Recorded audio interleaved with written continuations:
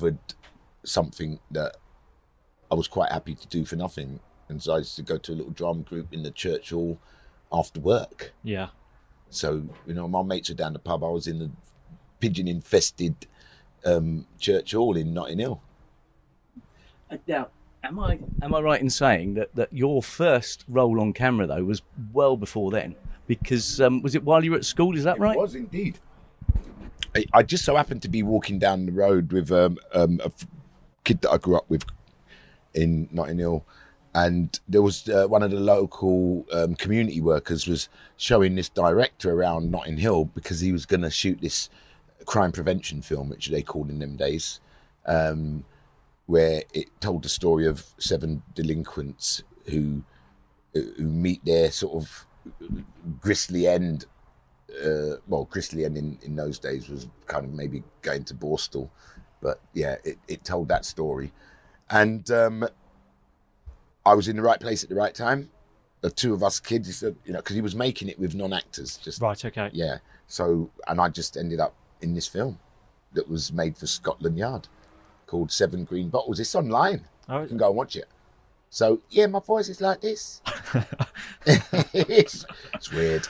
And then I look exactly like my son. It's just really too weird to watch it.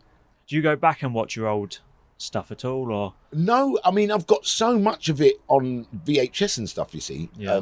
But it's not something you kind of it's like getting out of your bed, going into the garage and looking over your bike. It just, you know what it looks like. Yeah. Leave it alone. Yeah. But it's just that thing in it. Yeah, he's still there. Oops. Yeah. Yeah. That's the equivalent of an actor watching his stuff back, going down and checking the bike in the garage, see if it's still there. You know where it is. You know what it looks like. It's still shiny. But no, that was, to me, even at that point, that didn't feel like success because I was at school. I had to go back to school when I, you know what I mean? It was so, I didn't think, oh my God, this is great. I want to be in show business. I was just lucky enough to have that. And ironically, looking back at it now, it sounds really good on my behalf because on your CV, when it says, oh, your first job was in 1974, everyone goes, what? Yeah. Well, in fact, my first real professional job was in 1979. Okay. Yeah. And what was that? I was a dancer in a troupe called The Second Generation, who used to do all the seaside shows and the summer seasons. And That's what I thought it started with, was dancing, wasn't it? exactly. Yeah. And again, but that was still all learned in the same, pigeon-infested church hall in Notting Hill. That's where I first did dance classes, Yeah. It wasn't in a dance school as such, but it was just this guy used to get all different kinds of teachers in. So you might have, Cleo Lane turned up.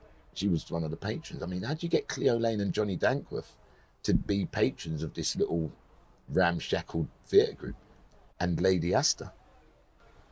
It's madness. Yeah. But that's what happened. And Lady Astor was a magistrate at Marylebone Magistrates Court, and my mum was a court usher there.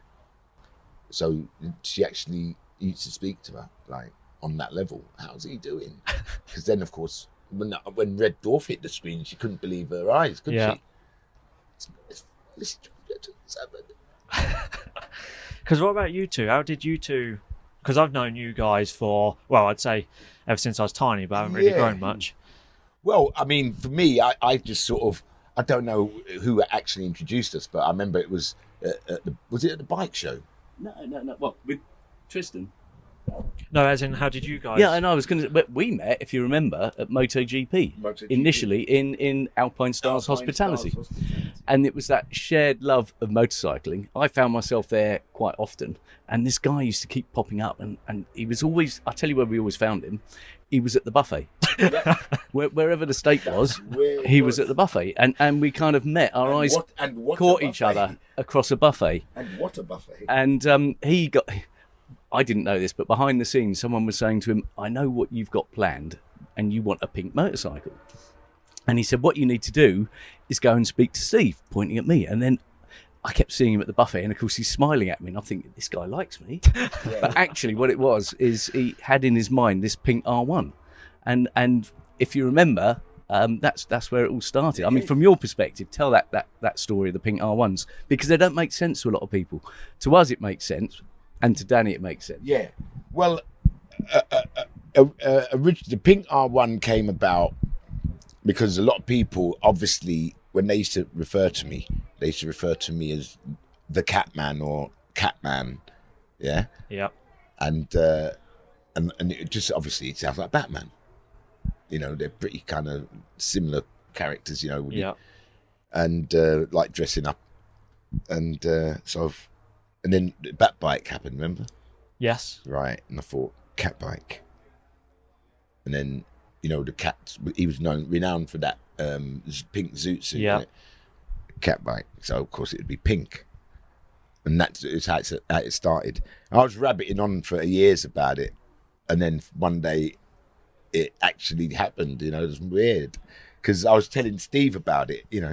Because someone pointed me out, and I think the next time we saw each other was at the bike show, and by that time, I was the next time I saw him, I was being measured for the pink leathers. So the first time I saw him, it was talk about the bike, which he then proceeded to go and organise, and then the next time I saw him, we'd been guided over to someone, hadn't we? Yeah, but there was a lot of hounding went on in between. If you remember, you were stalking me on the telephone saying, look, you are the guy. Have I got the right guy that's going to produce a pink bike? You're talking about success. Level of success for Danny was how many pink bikes you could get. So you started off at one, didn't you? Yeah. And then where did we end up? Then we ended up, the next bike was, because everyone would say, what's that print on it? And it everyone thinks it's leopard, because obviously as soon as you say print, you think of leopard, Yeah. right? So because it's similar to leopard, but it's actually Jaguar print. Yeah. So because the Jaguar E-type is what? The cat. Right. So he would have a Jaguar, wouldn't he? He'd have a Yeah. E-type, and he'd have a bike. So that was what the next project was That's going to what do. I was gonna- We were going to do a pink E-type. I was going to ask where the printing actually came from, because Yeah. I'm certain, as it actually popped up on Facebook the other day on my memories, of the one of the first bespoke coffee machines we did, which was for you, Exactly, the pink one. the pink one. And that's what I was going to ask. Where That's did the same print. Yeah, Yeah, the Jaguar print. So it's basically Jaguar print in pink. because the one that comes up is you Yeah. in your costume for If you look the cat. closely, actually, on the Jaguar print one, it's actually 3 different colours of pink, because when the shading. the shading of the actual print itself is 3 different pinks, whereas the first bike is just, well, I could tell you exactly how the colour came about, the exact pink colour, because when we went to get the leathers measured, the guy who was measuring us, he says, what colour do you want to? I said, pink. And he went, pink. I said, yeah, but what pink? And I went, Hello Kitty pink. Why not? What was the most popular pink? Hello Kitty, right? Yeah. Okay, so I said Hello Kitty pink, and he went, I know exactly what you mean. Every parent knows Hello Kitty. Yeah. So he went, I know exactly what you mean. And he did get out a swathe of pink, didn't he? And it was literally Hello Kitty pink. And then he made them in that pink. See, the madness in motorcycling that you never hear about. Yeah. See? That's it, and then the rest is history. Well, it was interesting where it actually led to. So we had those 2 pink bikes, and we decided for charity we'd do a ride down to Valencia, which Okay. was a great idea. And I'll tell you what, if you want to go on a lad's ride, that's the sort of thing to do. What I didn't know, after Dan said we'll have 2 bikes, we'll have 2 sets of leathers, helmets, everything, and we got all of that, he said we're riding down. I thought, cracking, what a great time. Then he turns around and said, but what we ought to do is film it. I thought, film it? I'm just some bloke who rides around on bikes and sells them for a living and so on and so forth. And he said, no, we'll film it. And I said, okay, fine. I said, but who are we going to get to organise that and do it and produce it? And he just looked at me like that. And I said, well, who? And he's still looking at me. And I went, you're having a laugh, aren't you? And he said, no, you can do that. Literally got no idea what I'm doing. And the next thing, we're producing a TV show together, which went on to become the Easy Riders TV show, of which we've now done 28 episodes, gone out in various places, now available on Amazon Prime for anyone that wants to watch it. And here's the thing, right? Here's the thing. It's one of those shows that catches you out. In the middle of nowhere, people will come up to you and say, I've watched that TV show. Where were we last weekend, Dan? Goodwood. And what did that guy say? Yeah. You said, I've just seen it on telly. Yeah. Yeah, it's mad. Yeah, and the funny thing, that there was absolutely loads of motorbike shows going on anyway, but there was not any like ours. Yeah. And because everything that happened actually was absolutely spontaneous. There was no script. We're going from there to there. Yeah. And we got cameras. That's how it was made. And we rode every single And mile we of it ourselves. we rode every mile. We didn't have loads of spare bikes or spare this or nothing. Yeah, you're not getting a plane to the next place. No, we did ride it. Which one do you think was the most hardcore? For you, anyway. Oh God, the coldest one. What was the coldest one again? It was the 5 Peak. No, it wasn't. It was It was Viva Valencia going up that mountain. Viva Valencia going up that mountain with George. Yeah. Remember, and I told when it got cold and I was laughing at George, I said, "Yeah, you're laughing now, ain't you? I bet you wish you was in front of that fire now, yeah." Because I get cold very quickly, so everywhere we go, I light a fire. Oh, really? I do, yeah. And I got absolutely soaking wet because I was riding a horse in my motorbike gear and crash helmet. Hang on, take Take that back a step, because we've suddenly gone from riding motorbikes, and it was 125s. So we did a thing called Challenge 125. So we had to ride from London. No, it wasn't London. Where did we ride from? Goring by Sea, my home. Yeah.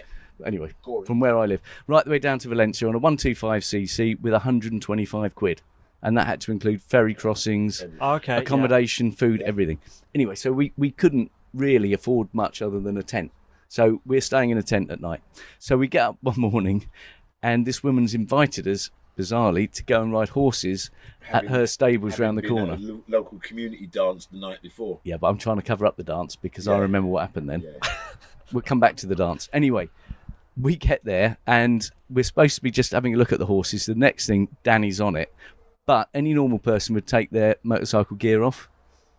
But come on, explain how you were dressed. I just basically had all the gear on, the jacket and everything, plus the bright lime. Was it lime? Wasn't it lime coloured? Fluorescent Alpine Stars weather oversuit on, and crash helmet. But as you said, every normal person would take that off. So anyway, I'm riding around, and it's because a little bit of show. They put a little fence up, little beginner's cross fence. So every time he took the fourth step, he farted. It was unbelievable. He's just and then he'd jump in and go. I said, was it me? I said, it's just got flatulence, this guy. Anyway, one of the farts went a little bit too heavy, right? And off I went. Bam. Yeah, it's on film. You can watch it on film. One fart too many, I called it. Yeah, and boof, off I went. It was the madness. You got to watch it to believe it. Yeah. I have never laughed so hard. Oh, in my life. God. I was laughing and it wasn't even funny for me. Because did you use the, if my memory serves me correctly, use the Death in Paradise bike for one of them? In one of them, yeah. Yeah. In the Caribbean. So, yeah, we went over and filmed something for Prostate Cancer UK. And it was just before we were going to go over. That's when the hurricane hit Dominica. Yep. And so we're on the phone. This is all on film as well. We're on the phone to the High Commissioner in London saying, she goes, mate, there's nothing. There's no emails. There's no phone. There's nothing. We can't get any support to you over there. No running water. No running water, nothing. 75% of the island was devastated. And we now have this, crisis meeting? Because it's a serious hurricane, yeah? And out of the how many crew was it? We had 6 crew. Yeah. And it was pretty much a vote of, do we go or don't we go? And it was the most tense. It was contentious. It was contentious because it was people were feeling that they didn't want to go, but didn't want to be the ones to let the film down. And it was that real quietly kind of intense kind of conversation that wasn't really a conversation. Well, in fact, if you actually remember, when you're saying quietly contentious and all the rest of it, it was quite heated because we'd been told for health and safety reasons under no circumstances should we step foot on that island, and that if we did, it was under our own steam and our own risk, and they weren't going to come and help us. So no electricity, no running water, no support from the commissioner, which is what we'd been told we would get. But obviously everything had changed. It's not that they didn't want to. It's just it wasn't there. No. Yeah. And then in the end, we ended up, the two of us, a sound man and one cameraman came with us. And it was total devastation when we got there. It was very humbling, wasn't it? Oh, God, yeah. But it's one of those things. When you see bridges missing and shit. Yeah. Like that, yeah. And houses missing. No, but as you come in on the ferry, all the trees were just black, and do you remember there was smoke coming off of it? We don't know where was it on fire? We don't know where There was a lot of fires. Yeah, it was just trees were smoking black. Everything was black. All the foliage. It was absolute, mate. We went down a street that was full of trees. I mean, and I don't mean a little. I mean, you can imagine down Oxford Street with it piled high with trees. Yeah. Where they're blown over. And they're just all blown into one. I mean, it's just a sea of trees just in the middle of the street. And then what happened, right? Because the government wouldn't move the trees, there was nothing going on like that. So the local villagers, they just started burning them. And then the fire engines would come and put them out. And then they'd burn them again. They want the street cleared. So they're just burning trees. And then the government would come and put them out. It was all madness, wasn't it? I mean, all of that you can see on the film. You can see that, you literally see a sea of trees just down the road. So this brings me on to my next part is when you have issues like this, one, what keeps you, because it can be a bit set back or sometimes things can be a bit demotivating, is how do you keep that motivation and just keep persevering? Mate, it was just what people do, because he can tell you, we're walking down the middle of the street in Dominica and we bump into my mate and his son, shirts off, working with the locals. Remember? And they'd come over from London. But they just so happened to be there. Yeah. And there they were. And they're just, all this is on camera. So they're just literally getting stuck in. And his mum in Dominica, right where we were, lives 2 doors down from my uncle. And there we were, and there he was there. And it's all on film, trust me. Wow. He's from London, lives Small up the road world. from me. Yeah. And there he was in Dominica, bare top with his son, helping the locals out. But we had two options, didn't we? We could either sit in our lovely, comfortable villa, Guadeloupe, and go, oh, never mind. I know we said we were going to go over to Dominica, but the going's got tough. Or you stand by what you said you were going to do and turn the story round from being two guys riding motorcycles around Dominica to we're there, how do we make a difference? Yeah. And that's what we decided to do. So we packed up as much as we could. So took over food, water, tents, everything that we could then leave behind to help everybody. As you said earlier, that's sometimes the best thing, isn't it? Yeah. Is when it isn't scripted. It's literally, let's just do it. Yeah. See what happens. We ended up at the High Commission, didn't we, in Dominica? High Commission. We went up and had tea with the High Commissioner and of Dominica and of St. Lucia. This is when we're back in When London. we're back in London, yeah. But we did bump into the Prime Minister when we were there. Literally walking across from his quarters to go and do his radio broadcast. Oh, really? Yep. We got one photo, didn't we, through the window? Just coincidentally, we weren't even going to meet him. I just went. Remember, we had a Dominican in the back, and I said, "There's the president," and he went, "No, ain't." There's the president, and then it was the president. He follows me on Twitter. Yeah.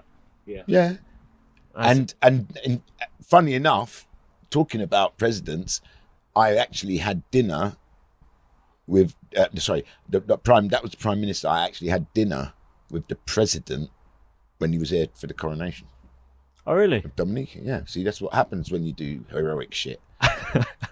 You get to meet the president and the Prime Minister and the Well, like I say, Commissioner. that just See? makes it what it is. Yeah. It's true. Sometimes you And gotta funny adapt. enough, and because of them shows. No, this is. He's going to tell you. In something. fact, Steve. No. I'm going to set it up, but you're going to deliver it. But this is something that nobody knows.